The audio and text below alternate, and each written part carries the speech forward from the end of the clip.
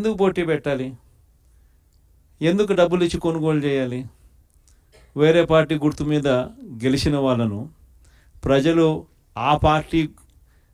వాళ్ళకు ఓట్లు వేసింది ఆ పార్టీ గుర్తును చూసి, ఆ పార్టీ పేరు చెప్పి, ఆ పార్టీ గుర్తును చూసి, ఆ పార్టీ తరపున వెళ్ళి ఓట్లు అడిగిన తర్వాత, గెలిచిన తర్వాత అటువంటి వాళ్ళను మనం ముఖ్యమంత్రిగా ఉన్నాం కదా, పోలీసులు మన చేతుల్లో ఉన్నారు, అధికారులు మన చేతుల్లోనే ఉన్నారు, డబ్బులు మన దగ్గర దండిగా ఉన్నాయి కాబట్టి ఆ డబ్బులు మనం ఖర్చు చేసి మనం ఎటువంటి పరిస్థితుల్లో అధర్మంగా అయినా కూడా మనం గెలిచాలి కదా అని ఆలోచన చేసి అదే కార్యక్రమం ముఖ్యమంత్రిగా ఉన్న వ్యక్తిగా మనం చేసి ఉంటే ఆ ధర్మమేనా? ఇది ధర్మం కాదు. చంద్రబాబు నాయుడు నైజం మాత్రం చూపిస్తానే ఉన్నాడు. ఈరోజు కూడా అధర్మంగా యుద్ధం చేసే కార్యక్రమం జరుగుతూనే ఉంది.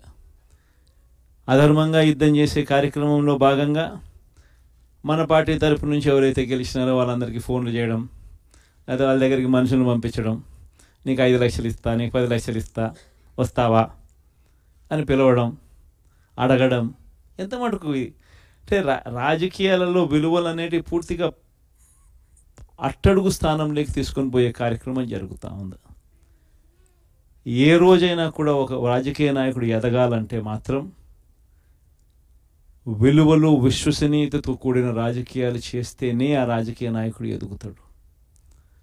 ఏ రోజైతే మనం మన క్యారెక్టర్ని అమ్ముకుంటామో, ఏ రోజైతే మనం విలువలను, విశ్వసనీయతను రెండింటినీ కూడా పక్కన పెట్టి రాజకీయాలు చేయాలని ఎప్పుడైతే మనం ఆలోచన చేస్తామో అప్పుడు ప్రజలకు సమాధానం చెప్పడం కథ దేవుడు ఎరుగు, ఇంట్లో కూడా మనకు గౌరవం ఉండదు.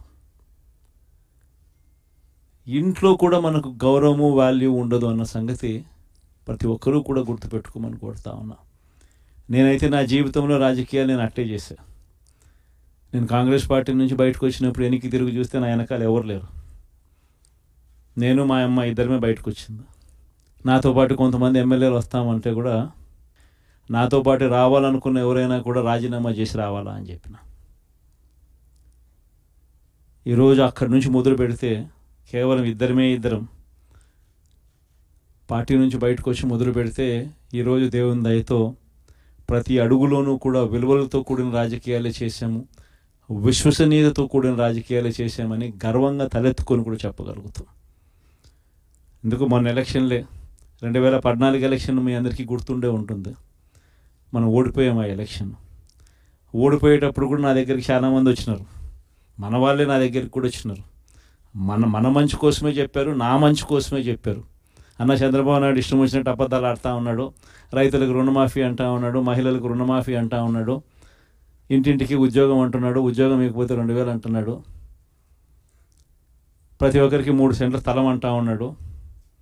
ఈయన చంద్రబాబు నాయుడు అంటూ ఉన్నాడన్నా, మనం కూడా అనకపోతే ఎట్టా, మనం కూడా రైతులకు రుణమాఫీ చేయకపోతే చేస్తామని చెప్పకపోతే ఎట్టా, ఫస్ట్ చెప్పేసేయండి నా, మళ్ళీ సంగతి మళ్ళీ చూస్తాము అని నాతో కూడా చెప్పినారు.